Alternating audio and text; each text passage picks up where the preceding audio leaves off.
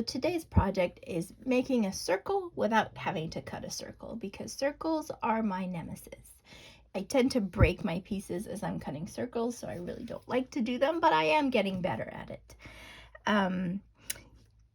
So we're going to be creating this dish using triangles to create a circle. And as you can see in the title, there's also a giveaway related to this dish. So I will be giving away this dish once my YouTube channel gains at least 500 subscribers. And if you stay tuned until the end of the video, I'll explain how you can enter that giveaway. So let's start our project. To begin with, I'm going to be using this slumping mold, and it is about 6 3/4 inch in diameter. So what I did was I drew a circle that was about 6.5 inches in diameter, and then I cut it into, or I traced it into eighths, and then I focused on this eighth here. And what I did is I removed a part of it because when I want to place my triangles, I want there to be a space between each one.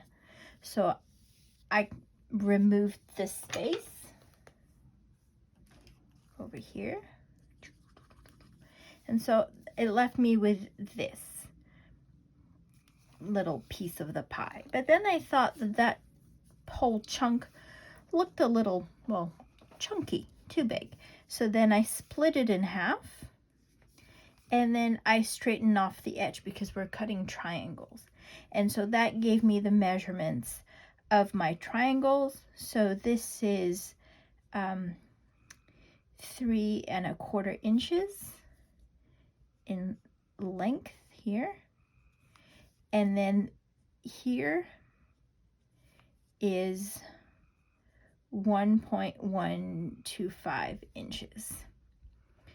And then what I did is I cut a bunch of triangles that fit that size, and I placed them because I wanted to see how they would look with an alternating color being placed on top.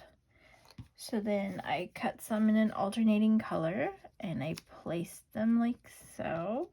But then I decided that it was covering up too much of the lower piece, and so I cut a 1/4 inch off of them so the pieces on the bottom show up a little more, and I liked it a little better.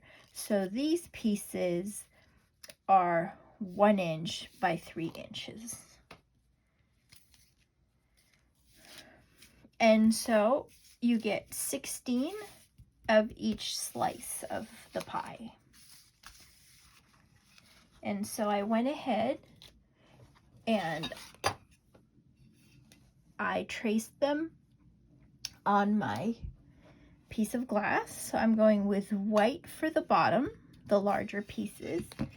And then the smaller pieces on top are this piece of glass. You can't really see, it looks black, but it's actually a deep royal purple. This is a transparent glass.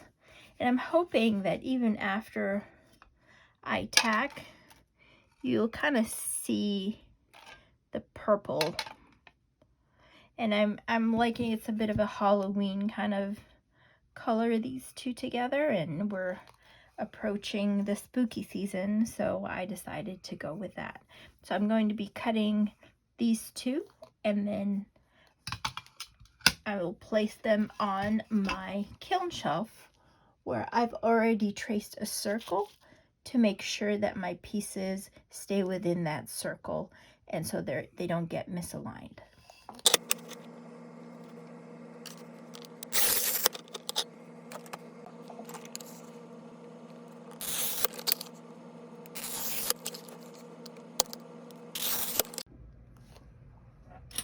I've cleaned up all the pieces, and now I'm going to place them on my kiln shelf.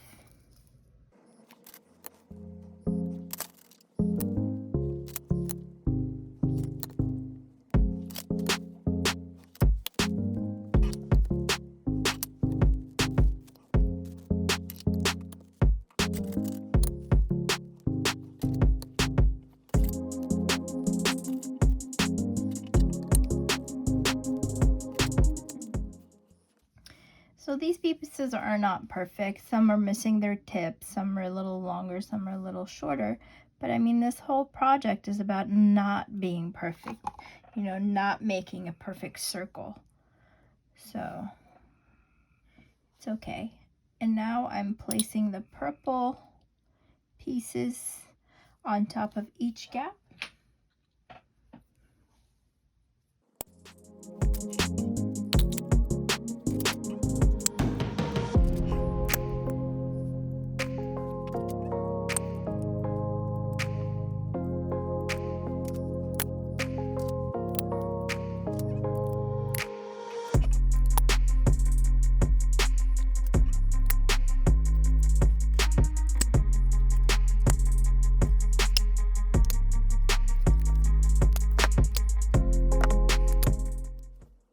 I feel it needs a bit of something something, so I might add a bit of white frit to the center. No project of mine is complete without using my trusty gel. So I'm just gonna brush a bit of gel on the tips.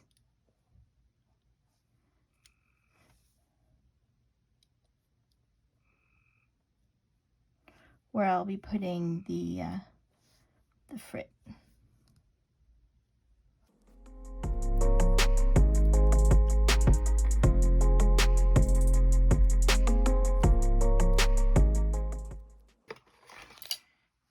So here I have opaque white in a medium frit.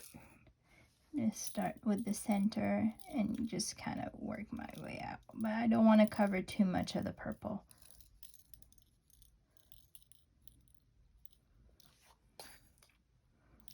That looks good, just a bit. And I'll be taking this to a tack fuse, and then we'll see what it looks like when it comes out.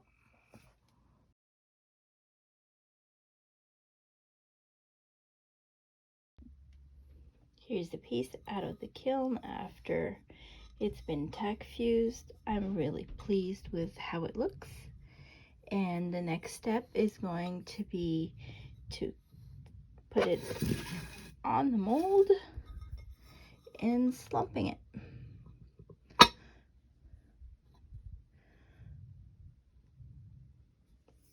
Easy peasy.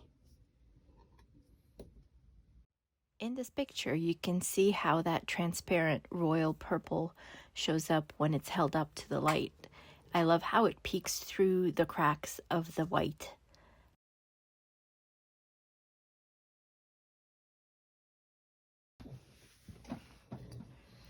Here's our piece out of the kiln for the last time. We can see it has a really nice shape. Now, I don't recommend drinking soup in this because there's a bit of a, you know, a little gap at the center. But it can be used as a ring dish or something as, you know, for decoration or whatnot. So you'll notice in this project, the annealing time was very long. And this is because our piece has varying thicknesses. And for Bullseye, the rule of thumb is you take the thickest thickness and you multiply it by 2 and you use the annealing schedule for that. And I tend to be a little more conservative in my annealing schedule, so I'll anneal it for longer. It's better to anneal for longer than shorter. I've had one piece that kept breaking on me, so now I'm kind of like scared of annealing for too short. As promised at the beginning of my video, I'm going to give you the instructions on how you can enter the giveaway to receive this dish that we just made in this project. So once my YouTube channel reaches at least 500 subscribers, I'll be creating a post on my Instagram account, and my Instagram account is @gscreations_handmade. The link is also in the description box below. And I would, in order to be eligible for the giveaway, you need to follow me, like the post, and tag a friend. And if you already follow me on Instagram and have liked the post, if you can tag as many friends as you want, and each tag is an entry for the. In the post, I will give the date of when I'll announce the winner, because I don't know when my YouTube channel will reach 500 subscribers, so I can't give a date of when the giveaway will close. So that all those details will be in the post itself. So if you like this project, please give it a like and put in any comments. I try to answer any questions you have as quickly as possible. Just to let you know, I'm also learning, so this is also a learning process for me. So whenever I learn something new, I like to share the knowledge. If you do use any of my project ideas in your projects, I'd love to see them. So if you could tag me or just email me, I'd love to see what you're working on.